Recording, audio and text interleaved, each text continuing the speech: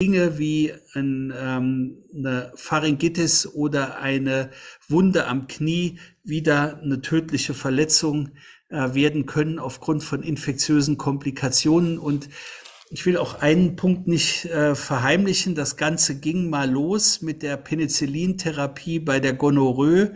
Das hat sozusagen den Geschlechtskrankheiten den Schrecken genommen, und die ersten panresistenten Bakterien haben wir jetzt genau auch wieder bei der Gonorrhoe. Da gibt's schon Antibiotika, panresistente Stämme, die man einfach nicht mehr antibiotisch behandeln kann. Also das Problem ist real. Und wenn man sich die Statistiken anguckt, gerade in Südeuropa, müssen wir uns da auch etwas einfallen lassen.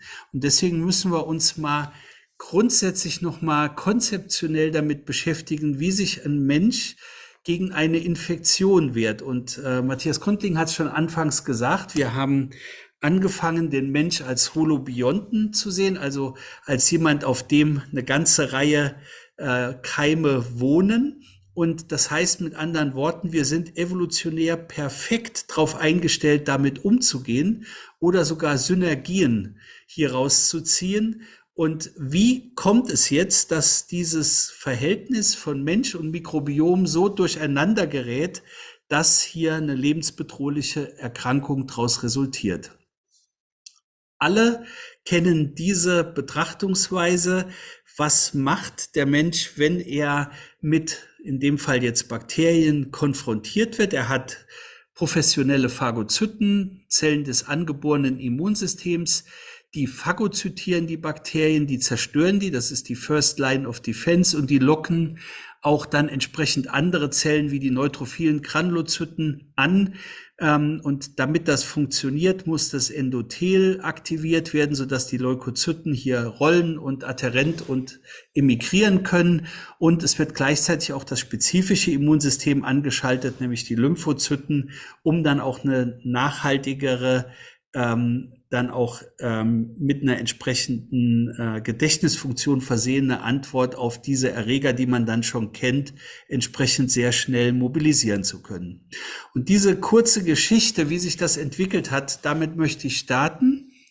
Das ist ein Chirurg gewesen, der das Ganze sozusagen ins Rollen gebracht hat. William Cooley in New York, ein Chirurg, der eine Beobachtung gemacht hat, nämlich wenn er Patienten hatte, die Lungentumoren hatten und die haben eine Infektion, meistens damals wohl die TBC, entwickelt, dann bin ich sicher, dass er diesen Pfeil nach oben viel häufiger beobachtet hat als den Pfeil nach unten, nämlich dass das Ganze dann zu einer tödlichen Sepsis sich entwickeln kann. Aber bei Patienten, die diese schweren Infektionen überlebt haben, ist ihm aufgefallen, dass es Tumorremissionen gibt. Und diese Tumorremissionen sind Ausdruck der Aktivierung des Immunsystems, die sich nicht nur gegen Bakterien und Abszesse wendet, sondern auch zum Beispiel gegen Tumoren. Den nächsten Schritt hat dann auch in New York am Sloan Kettering, also auch an der Krebsforschungsinstitution, Lloyd Old, so ein Nachfolger von Cooley, gemacht, der das Experiment erstens mal wiederholt hat. Der hat in der Maus, die einen Tumor trug, eine Infektion ausgelöst, und wenn die Mäuse die Infektion überlebt haben, dann war der Tumor reproduzierbar geschrumpft, und er hat jetzt einen nächsten Schritt gemacht, nämlich das in 2 Schritte zu zerlegen, das Experiment. Eine Maus hat er infiziert, und dann hat er das Serum dieser Maus genommen und hat es, ohne die tumortragende Maus zu infizieren, einfach das Serum und damit also nur die flüssigen, die löslichen Bestandteile übertragen, ohne die korpuskulären zellulären Elemente, und hat gezeigt, dass ein humoraler Faktor, also ein löslicher Faktor im Serum, in der Lage ist, diese Wirkung zu vermitteln. Und der Rest ist Geschichte. 1985, Bruce Beutler, den sieht man heute noch auf Kongressen, hat dann geklärt, dass dieser Faktor, der diese Wirkung macht, dass das der Tumornekrosefaktor ist, und hat für diese Beobachtung dann auch den Nobelpreis erhalten. Und dann in der Gruppe um Bruce Beutler und Kevin Tracy und verschiedene weitere, wurde dann natürlich dieses Konzept weiterentwickelt, dass der Tumornekrosefaktor auch für die Entwicklung des septischen Schocks maßgeblich verantwortlich ist und dass dieser rekombinante Eiweißfaktor in der Lage ist, das Vollbild eines septischen Schocks hier im Tierexperiment auszulösen. Und das war natürlich ein Hype, der dann resultiert ist, dass man gesagt hat, wir haben den molekularen Mechanismus des septischen Schocks. Wenn wir den Tumornekrosefaktor neutralisieren, können wir die Sepsis behandelbar machen. Also das Konzept zu der Zeit, als dieser Vorschlag gemacht wurde, war, der gesunde Wirt, damals noch ohne, dass man sich Gedanken über sein Mikrobiom gemacht hätte, kommt mit Pathogenen in Kontakt und dann gibt es zwei Möglichkeiten. Entweder er macht eine erfolgreiche Immunantwort und ist dann resistent gegen das Problem, oder er macht Immunpathologie, das Systemic Inflammatory Response Syndrom, und die Immunpathologie über die Ausschüttung von Molekülen, insbesondere Tumornekrosefaktor Alpha des Immunsystems, löst dann dieses schwerste Krankheitsbild, das wir alle kennen. Und dieses Bild ist jetzt über 10 Jahre alt. Das sehe ich auch nicht jedes Jahr, dass so eine schwere systemische Entzündungsreaktion abläuft. Hier ist nebenbefundlich für geübte Augen im CT zu erkennen, dass die Patientin eine bisher nicht diagnostizierte Asplenie hatte, hat dann bei dieser Pneumokokkeninfektion dieses schwere SIAS getriggert und die schwere Multiorgan-Dysfunktion. Ich will jetzt gar nicht auf die SIAS-Kriterien eingehen. Das ist allen bestens bekannt, aber die klassische Sicht war ja geprägt davon, dass es sich hier um eine unipolare Störung handelt. Das heißt, ich habe hier meine Infektion, zum Beispiel die Pneumonie, die führt dann zur Aktivierung des Immunsystems. Alle möglichen Faktoren, insbesondere Zytokine, und unter den Zytokinen insbesondere TNF wird ausgeschüttet und triggert dann die Organdysfunktion und den Tod. Das war eine lineare Entwicklung und es war auch ganz klar, wo Freund und wo Feind ist. Es gab hier den Feind, die Bakterien, und es gab eine Barriere. Und die Barriere, das war die Haut, die Schleimhäute, das Epithel der Lunge mit seinen Makrophagen, und das Immunsystem, das dort an dieser Barriere patrouilliert hat, hat hier sauber getrennt von innen und außen, von Freund und Feind.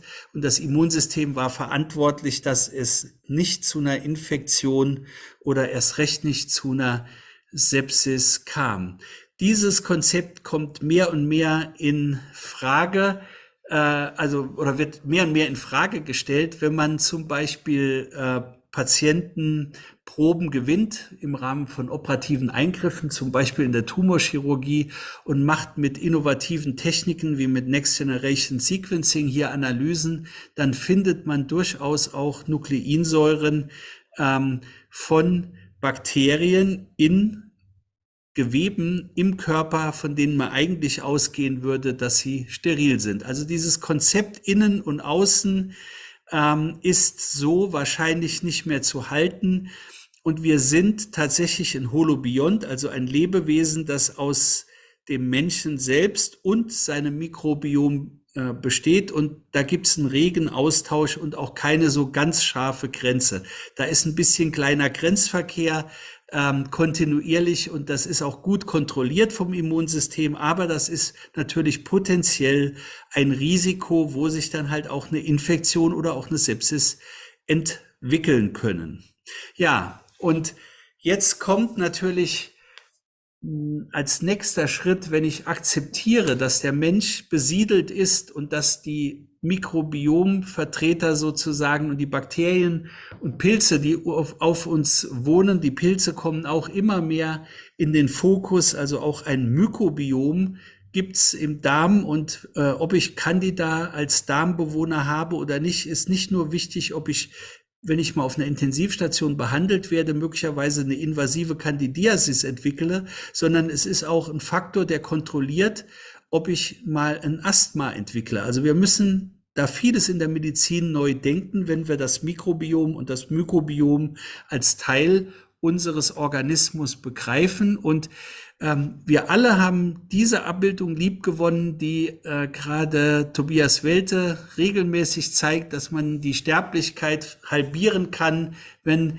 die Antibiotikatherapie bei der Pneumonie den Keim richtig abdeckt. Aber auch eine antibiotische Therapie, die appropriat ist, führt nicht zu einer Nullsterblichkeit. Also das ist schon ein Problem und es ist ganz, ganz unstrittig, und das wissen wir alle in der Intensivmedizin, dass die Breitspektrum-Antibiose und insbesondere auch längere Aufenthalte mit multiplen Antibiotikatherapien zu Flurschäden oder Collateral Damage führt bei unseren Patienten, die auch für das Post-Intensive-Care-Syndrom wahrscheinlich eine wesentliche Rolle spielen und auch die Erholung von der Intensivmedizin bestimmen. Ob mein Mikrobiom sich nochmal normalisiert, ist ganz wesentlich, ob ich wieder gesund bin, wenn ich das Ganze längerfristig überlebt habe. Also das Problem des Collateral Damage und Interventionen, das testen wir gerade auch in Studien,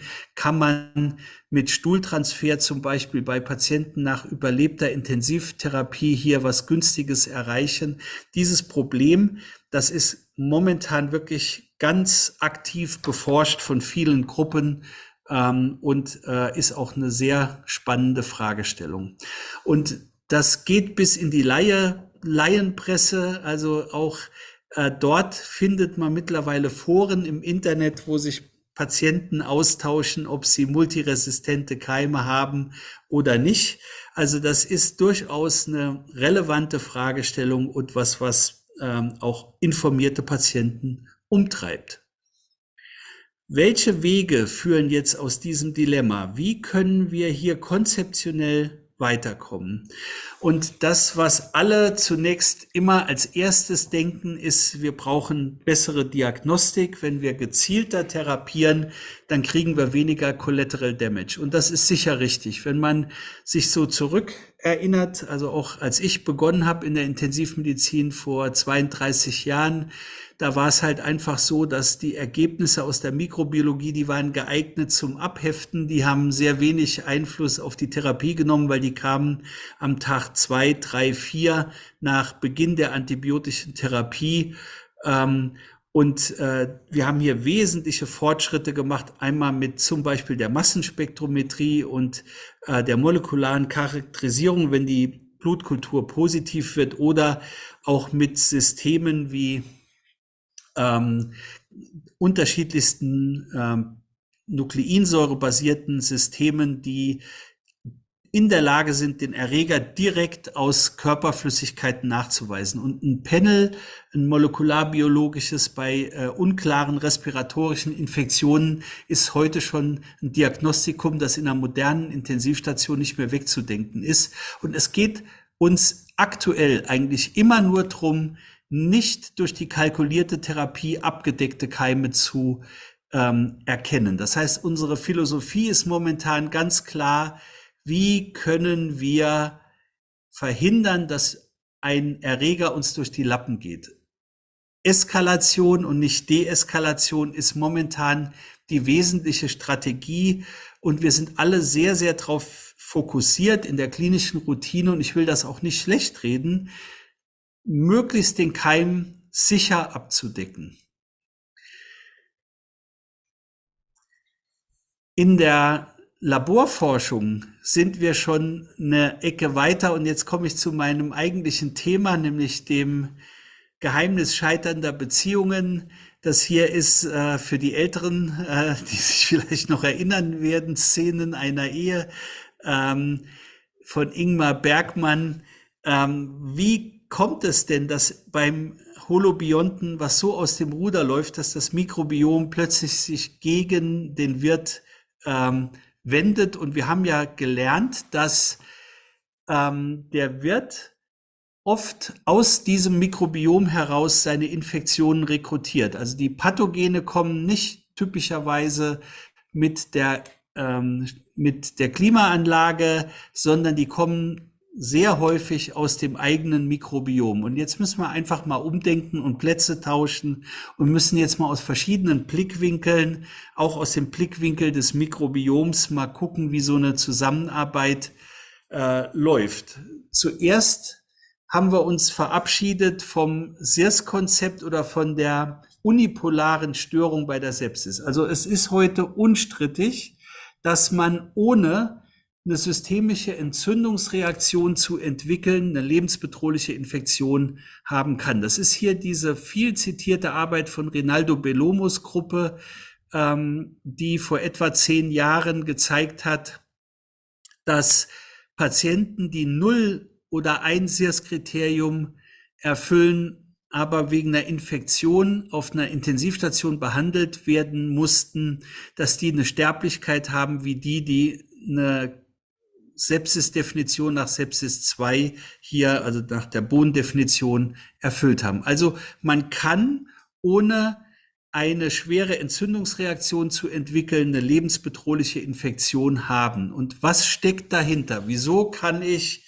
denn eine Störung haben, die zur lebensbedrohlichen Organdysfunktion führt, ohne mit einer Entzündungsreaktion zu reagieren? Und das ist die molekulare Wahrheit, die hier hintersteckt. Wenn der gesunde Wirt mit dem Pathogen sich konfrontiert, dann hatten wir schon gesehen, dann gibt's die Resistenz und die Immunpathologie.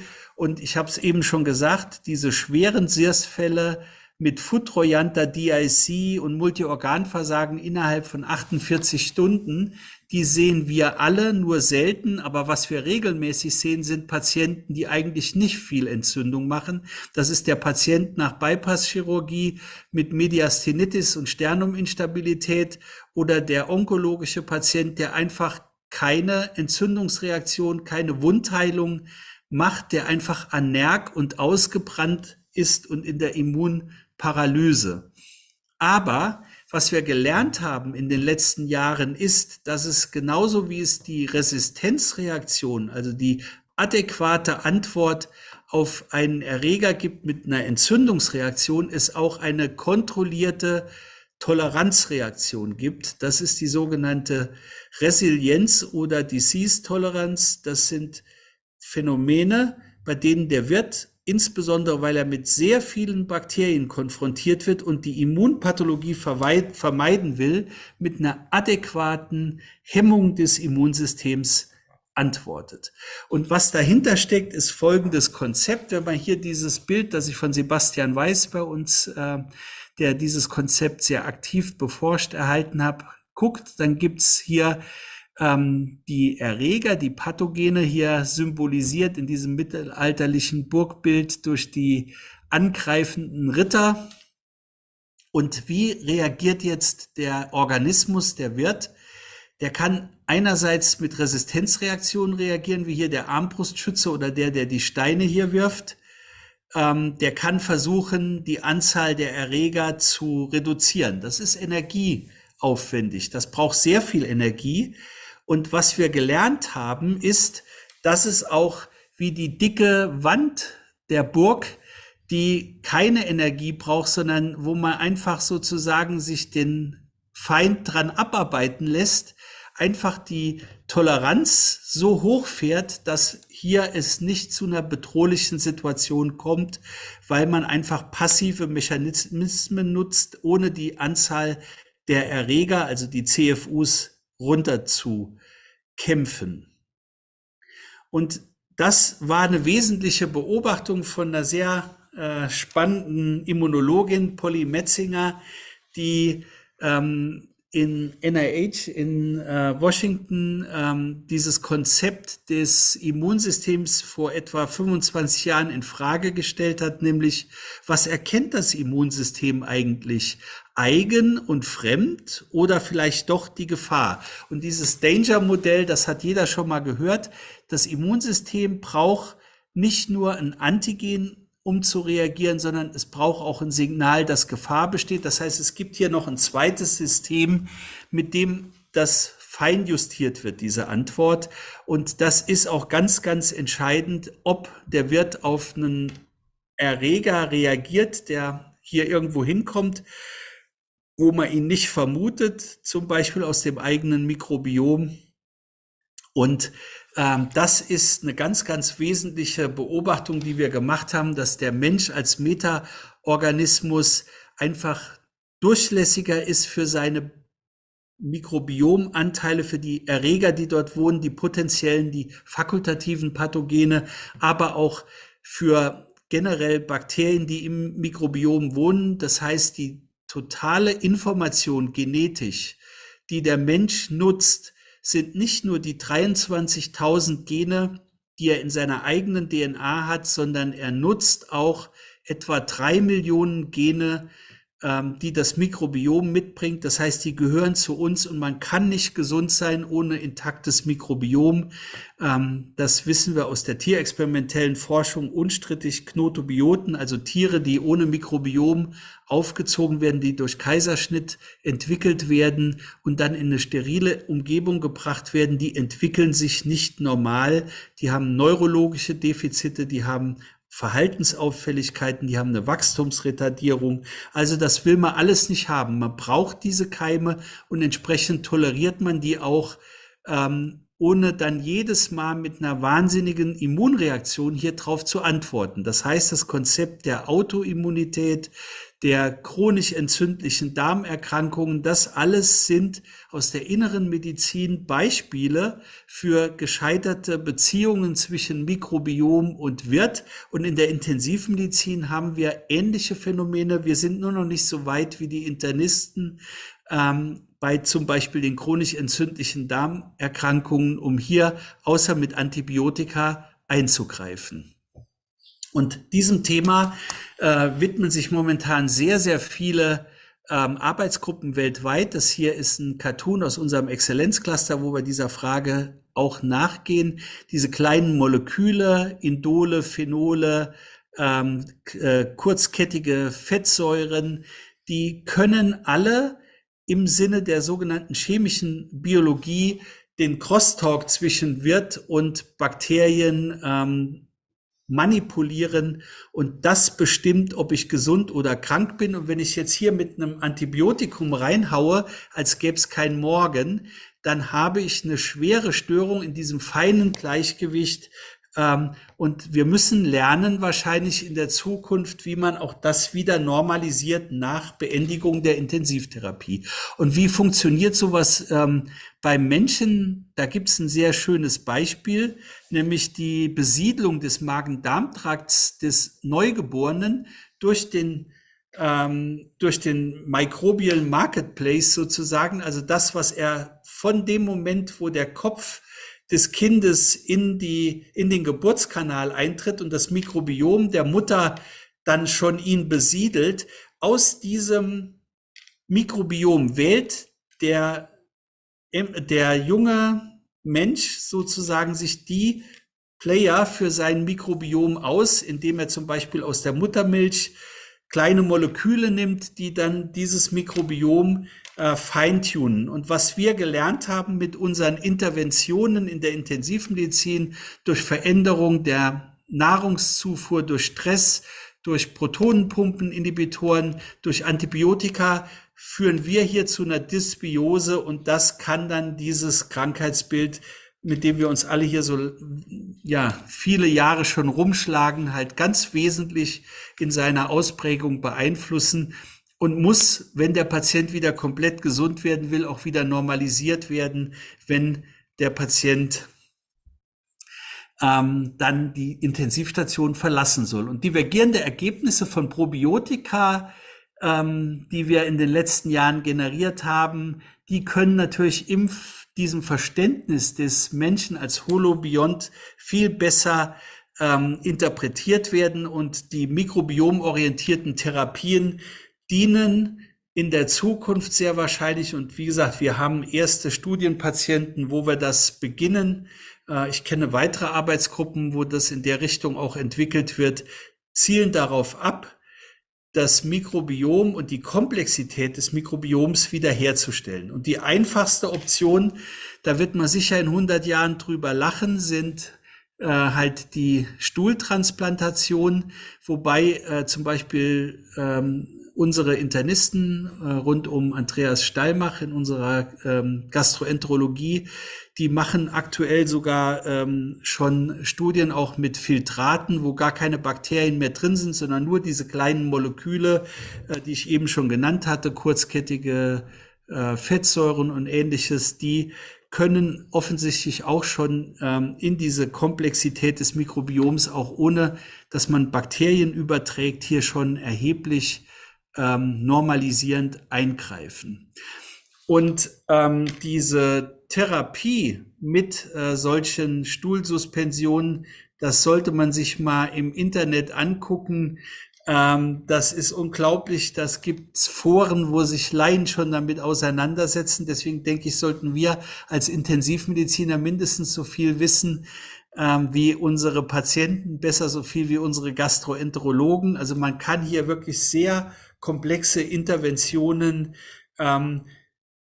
prototypische Beispiele zum Beispiel bei Versagen der Eradikation von Clostridium difficile mit zum Beispiel schwer resorbierbaren Antibiotika kann man hin zu Stuhltransplantationen, aber auch bei vielen anderen Erkrankungen ist in der inneren Medizin das Konzept schon Teil der wirklich dem Patienten angebotenen Optionen. Und für die Intensivmedizin und Dysbiose nach überlebter Intensivmedizin ist das eine total spannende Fragestellung, ob wir das auch für die Intensivmedizin adaptieren sollten.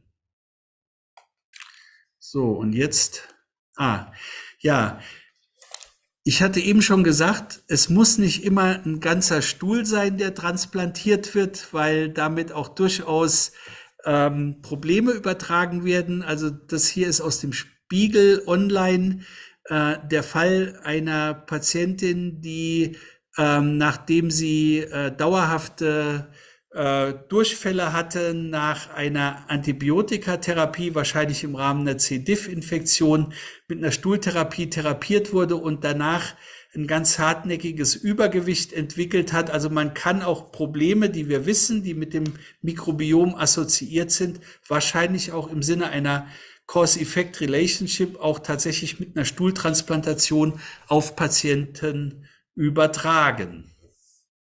Und damit komme ich schon so ein bisschen zur Zusammenschau.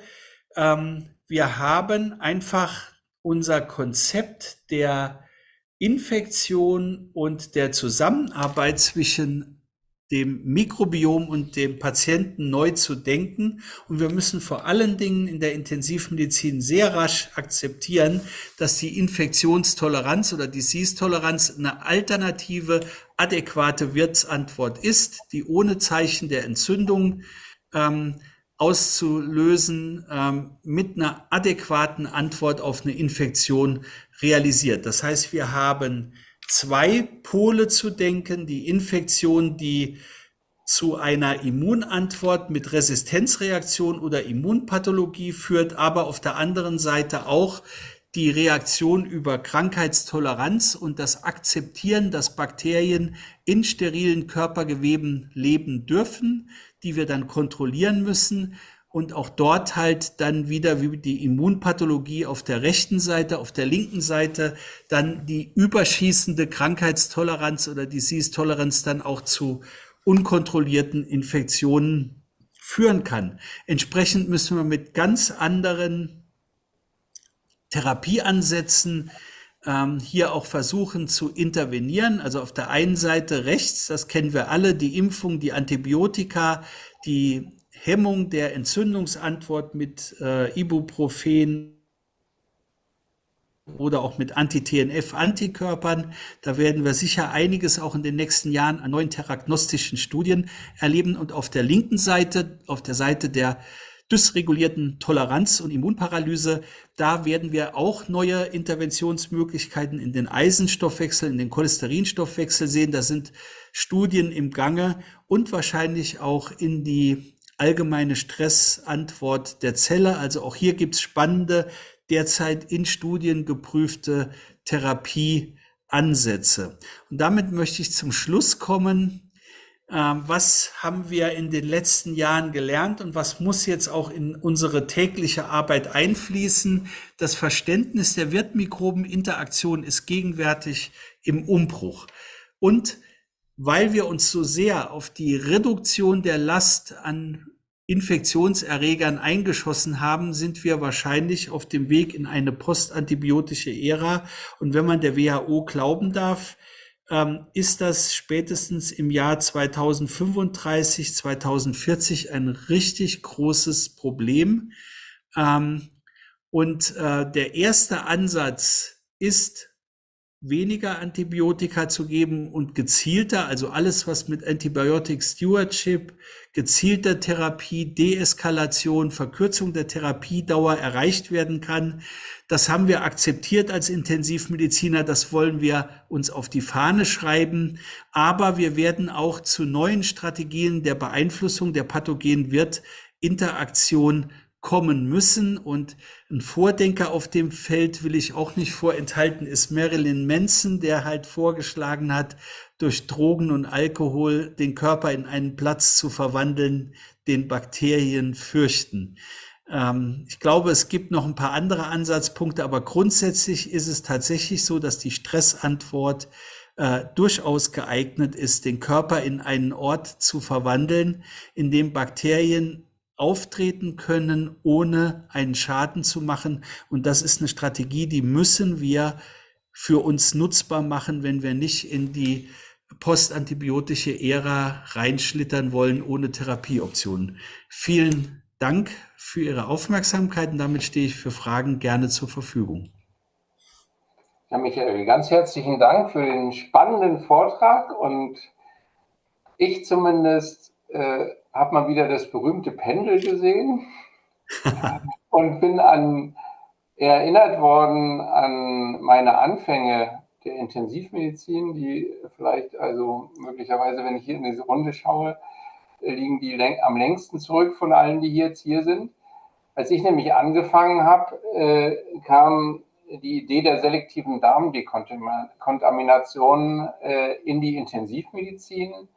Sie kam von einer holländischen Arbeitsgruppe um Van der Waay, die sich ganz extensiv mit dem Mikrobiom beschäftigt haben und die zum Beispiel eine Theorie der sogenannten Kolonisationsresistenz postuliert haben, die da sagte, wir haben in dem Darm Keime, die sind extrem dafür verantwortlich, dass das Mikrobiom dort bleibt, wo es ist.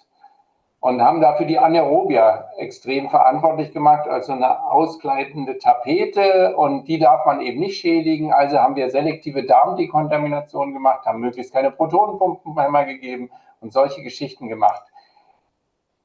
Jetzt meine Frage, glaubst du, dass das in diesem Konzept noch eine Rolle spielt, oder ist es wirklich so abgefahren, dass da eben Moleküle interagieren und dass das andere zu mechanistisch ist, was die Kollegen in den 70er Jahren, was die 80er Jahren postuliert haben?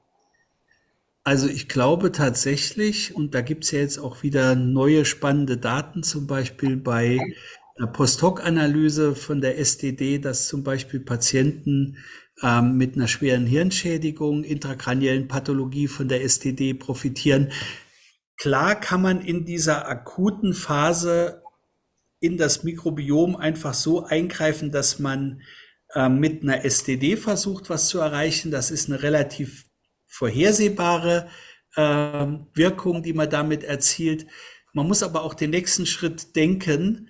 Kann ich vielleicht, indem ich die Dysbiose behandle, also wir haben jetzt zum Beispiel Studien auch durchgeführt, die Dysbiose, die entsteht auch ohne Antibiotika, also das Mikrobiom wird massiv verschoben, alleine durch die Behandlung auf einer Intensivstation, auch ohne Antibiotika. Also was da passiert im Darm, das ist eine Blackbox, und STD kann netto bei dem einen oder anderen durchaus dann hilfreich sein. Das muss man definieren. Ich würde aber auch den nächsten Schritt dann gehen, auch überlegen, wenn die akute Phase überlebt ist und ich mit der STD möglicherweise auch einen günstigen Einfluss auf zum Beispiel WAP-Inzidenz gemacht habe, wie kriege ich danach auch wieder ein gesundes, diverses Mikrobiom hin, also dass man das beides durchaus exploriert, das glaube ich schon.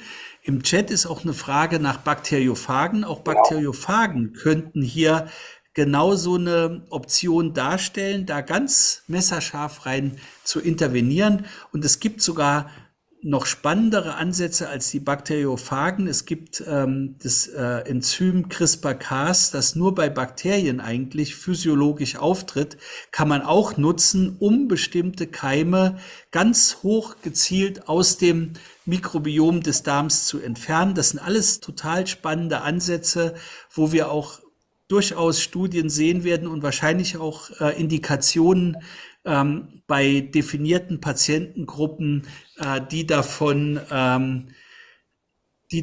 profitieren werden. Also da bin ich von überzeugt und die Entwicklung momentan dadurch, dass wir mit Next Generation Sequencing eine Option haben, diese Veränderungen auch zum ersten Mal wirklich zu messen und nicht nur zu postulieren, wird eigentlich auch die Möglichkeiten eröffnen, da viel gezielter einzugreifen. Ja, danke. Dann kommt eine Frage, also du hattest ja vorhin auch angesprochen, dass wir aktuell sehr darauf fokussiert sind, Lücken in unserer ohnehin schon breiten Therapie zu schließen, aber die Deeskalation ja mindestens genauso wichtig ist. Und dann hier die Frage zur Deeskalation, dass es ja immer wieder empfohlen wird, um keine Resistenz, aber irgendwie nicht so die Studien da sind, die zeigen konnten, dass man mit Deeskalation weniger Resistenzen, also dass man das wirklich erreichen kann. Also diese Frage kann ich jetzt auch nicht aus dem Stand beantworten. Ich befürchte mal, dass es die Daten nicht gibt.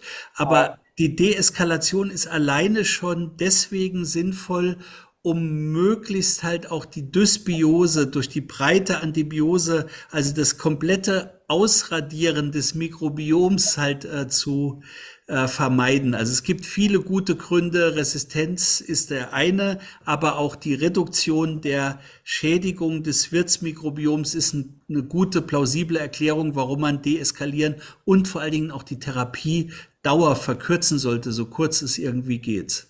Ja, ich erinnere mich an eine Diskussion jetzt auf dem Divi genau zu dem Thema auch, da kam das nämlich auch. Da gibt es tatsächlich offenbar keine guten Studien. Das ist ja auch wahrscheinlich, das müssen ja mega groß angelegten Studien sein, um solche, das sind ja sehr, sehr, also weite Effekte. Ne? Aber dass wir uns um den kleinen Menschen kümmern, ist ja mindestens genauso wichtig, denke ich. Und da bin ich bei einer nächsten Frage, die in F&A stand, die kam von Ulf Dendler aus Würzburg, nicht von ungefähr. Also wenn wir jetzt neben dem Schließen der Lücken auch die Deeskalation, die frühe Deeskalation im Blick haben, weil das ja so wichtig scheint mit dem Mikrobiom, sollten wir uns dann nicht noch stärker machen für 24/7 mikrobiologische Diagnostik und eben nicht akzeptieren, dass wir, also du hast vorhin was von 2-3 Tagen gesagt und abheften. Ja. Also ich glaube, Herr Brinkmann hat es neulich gesagt, der hier auch mit in der Runde ist. Also er heftet die immer ab, weil sie erst am Tag 5 kommen, die Befunde. Ne? Also wäre das nicht ein weiterer Grund, dass wir uns da stark machen? Absolut. Also ich glaube, dass die aktuell sich dramatisch schnell, es gibt ein schönes Editorial zu dem Thema, Matthias, in Intensive Care Medicine, unter anderem von Mervyn Singer, der sagt, also wir werden bald keine Mikrobiologen mehr brauchen. Und das ist genau im Kontext dieser Forderung, dass wir rascher diese Informationen kriegen. Ich glaube, wir werden über Molekulardiagnostik, die halt nicht einen Mikrobiologen braucht. Es wird nicht in jedem Krankenhaus einen Mikrobiologen auf der Intensivstation rund um die Uhr geben, aber es wird klinische Chemieapparate geben, die in der Lage sind, von der MTA bedient zu werden, ohne dass der Mikrobiologe geweckt wird und die dann dem Intensivmediziner zeitnah eine Information liefern können zur zum Vorhandensein von Bakterien. Wie man damit dann umgeht, wie man das interpretiert, da werden wir, glaube ich, auch von der künstlichen Intelligenz unterstützt werden. Aber das sind alles Strategien, die genau dahin abzielen, dass wir mehr Diagnostik, frühere Diagnostik haben, um auch bewusster die Antibiotika einzusetzen. Ja, vielen Dank für das Statement. Im Chat Temo Zivin, ich muss passen, weiß nicht mehr, was das ist. Da, Ob das in dem da sind wir Zusammenhang, schon zu zweit, Matthias. Vielleicht kann Herr Jenichen dazu sich nochmal äußern, aber ich würde mal sicher davon ausgehen, dass es konsequent nicht untersucht ist. Also das ein oder andere ist Marketing. Ich kann mich gut erinnern, dass viele Substanzen schon als besser verträglich angepriesen wurden, ob es da harte Daten zu gibt und ob das dann auch tatsächlich über eine Stabilisierung der Diversität des Mikrobioms ist, das kann ich jetzt tatsächlich nicht beantworten. okay, müssen wir offen lassen. Gregor kann sich ja sonst noch mal melden, ob er dazu genaueres weiß. Ja, Ja, ich sehe erstmal keine Fragen. Ich habe noch eine, was ist mit Translokation aus dem Darm? Auch das war ja ein mega gehyptes Thema. Ich kann mich entsinnen, wir haben bei Hirntoten Lymphknoten entnehmen dürfen, wenn es zur abdominellen Organentnahme kam und haben gesucht nach den translozierten Bakterien, weil das ja die mechanistische Vorstellung war, das war die erste Station, wo die hätten kleben bleiben können. Und wir haben ganz viel dafür getan, Darmintegrität zu stabilisieren. Es gab Dopexamin, wo die Durchblutung des Darmes verbessert wurde und. mhm. Ist das auch eine zu mechanistische Vorstellung? Ist das eher was Immunologisches? Was ist das? Also ich glaube tatsächlich, dass Translokation ein reales Phänomen ist. Und das ist das, also was auch man aus diesem Holobionten-Konzept ableiten kann. Also das muss noch nicht mal ein Drama sein. Also wir dürfen nicht so verbissen davon ausgehen, dass da gar nichts an Austausch passiert zwischen dem Darmlumen oder auch anderen Orten, wo es Bakterien gibt und dem Wirt. Also es ist durchaus so, wenn man moderne Techniken einsetzt, dass man auch nachweist, dass da mal Bakterien waren, führen kann in Geweben, wo man es überhaupt nicht vermuten würde, bis hin zum Gehirn. Also das ist nicht so abwegig, dass Translokation auch eine Rolle spielt. Und das würde ja auch dazu passen, dass viele Keime, die einen Patienten gerade auf der Intensivstation im Rahmen von nosokomialen Infektionen schwer krank machen können, aus dem eigenen Mikrobiom stammen. Irgendwo müssen die herkommen.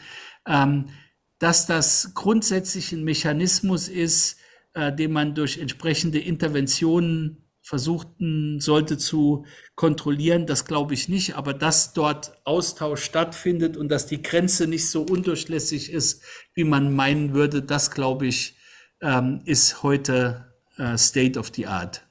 Ja, okay. Hier ist nochmal im Chat eine Bestätigung, dass die Frage nach den Bakteriophagen möglicherweise eine ist, die große Relevanz bekommt. Da möchte ich kurz darauf hinweisen, am 15.05. haben wir Bakteriophagen bei uns zum Thema. Da geht es um eine Therapieoption bei pulmonalen Infektionen. Mhm.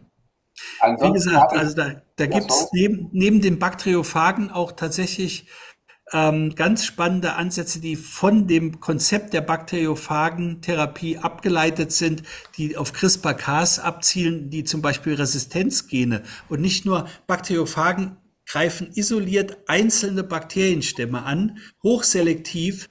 Und es gibt aber mittlerweile Strategien, wo man zum Beispiel komplett Resistenzgene in allen, egal welche Bakterien die haben, zum Beispiel dann die, weiß ich nicht, die Penicillinase halt entsprechend ausnockt oder die Carbapenemasen. Also das geht tatsächlich auch, aber das kommt alles aus der Ecke der Bakteriophagen und das Verständnis dieser Therapieansätze ist, glaube ich, wirklich geeignet, einen Durchbruch auch zu erzielen. Ja, mega spannend. Ich habe übrigens Gregor Jenichen mal freigeschaltet. Gregor, wenn du noch was zum Thymocidin sagen möchtest, kannst du es. Musst du aber nicht. Okay, dann schaue ich noch mal in die Runde. Ich sehe es im Chat keine weiteren Fragen und F&A auch nicht. Kurz noch Immunparalyse. Macht es Sinn oder macht ihr das? HLA-DR-Expression auf den Monozyten, das ist ja aus unserer Sicht eigentlich nur ein prognostischer Marker, weil man nichts zum Intervenieren hat. Oder? Ja, actually, das ist genau der Punkt. Wir machen es, weil wir an der Studie teilnehmen, wo wir dann mit Gamma-Interferon Ja, behandeln. okay.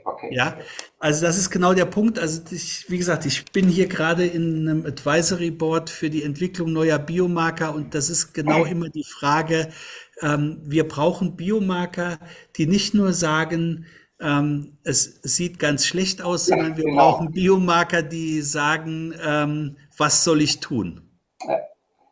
Ein exzellentes Schlusswort, würde ich sagen. Ja, Nochmal herzlichen Dank an dich, Michael, an alle Diskutierenden.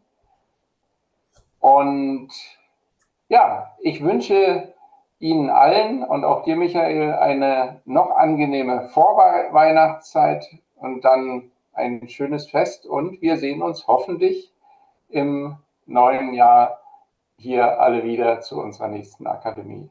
Bis dahin, machen Sie es gut und bleiben Sie gesund. tschüss. Tschüss.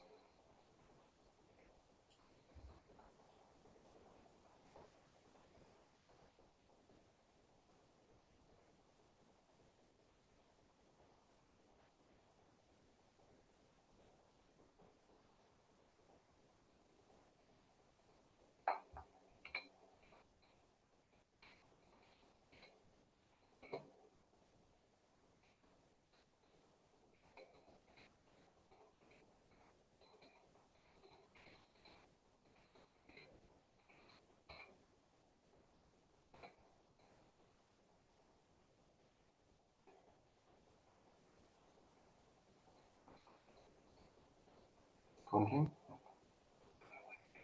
Na? Ich habe dich gleich erkannt. Ja, ich bin hier zwar noch drin, aber das ist ja zu Ende.